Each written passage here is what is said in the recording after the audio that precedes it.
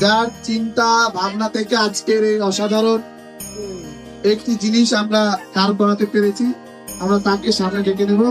জয়প্রকাশ রয়, জয়প্রকাশ রয় দাদাকে সামনে আসার জন্য অনুরোধ করছি। সকলে জোরে একটি করতালি হবে।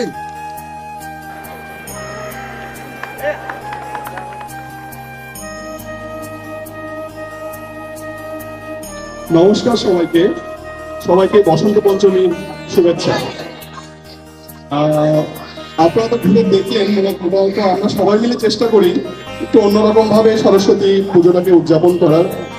তার মধ্য দিয়ে যদি সেখানে একটু শিল্প এবং একটা ভাবনাকে তুলে ধরার চেষ্টা করি সবসময় আমরা সবাই মিলে এখানে যারা আমরা আছি, যাতে আপনাদের সাথে আমরা আরো বেশি কানেক্টেড থেকে আমরা যুক্ত হয়ে আর কি আমাদের মনের কথাগুলো বলতে পারি, সংস্কৃতির চর্চা করতে পারি। আর শিল্প নিয়ে আসলে কিছু বলার নেই, শিল্পের ব্যাখ্যা শিল্পীর দিতে পছন্দ খুব বেশি না, আপনারা নিজেরাই আর কি ঘুরে দেখেন। আশা করি একটু যদি ঘুরে সবাই ঠান্ডা মাথায় দেখেন সবই বুঝতে পারবেন। তারপরেও আমি একটু বলে দিই যে আমরা যেখানে বসে আছেন আপনারা সবাই, ওখানে দেখেন একটা ছোট্ট বাচ্চা মেয়ের একটা মূর্তি আছে। আসলে ওর নাম হচ্ছে সুধা, ও আমাদের টিমেরই একজন সদস্য। হ্যাঁ, তো ওর মাধ্যমে আমরা বলতে চাচ্ছি যে জিনিসটা, সেটা হচ্ছে যে সুনির্মল বসুর একটা কবিতা আছে, সবার আমি ছাত্র, বিশ্বজোড়া পাঠশালা মোর, সবার আমি ছাত্র, নানানভাবে নতুন জিনিস শিখছি দিবারাত্র। মানে আমরা যেটা বলতে চাইছি এই মণ্ডপ থেকে, সেটা হচ্ছে যে প্রকৃতির থেকে সব বড় শিক্ষক আর কোথাও নেই। প্রকৃতি হচ্ছে সব থেকে বড় শিক্ষক আমাদের। তো সুধা হচ্ছে আমাদের এমন একজন সদস্য যে এই স্কুলে যেতে চায় না, কিন্তু ও প্রকৃতির থেকে শিখতে চায়।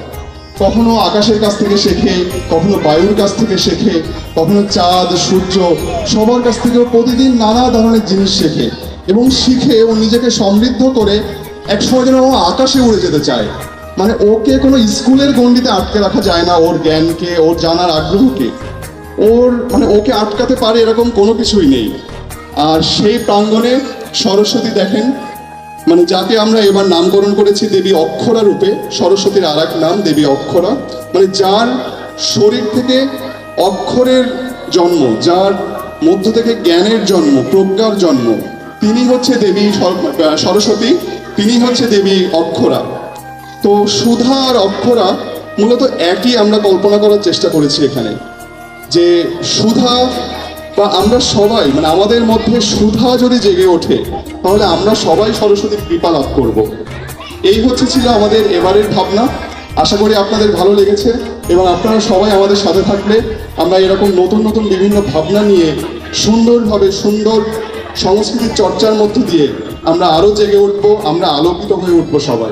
সবাইকে ধন্যবাদ।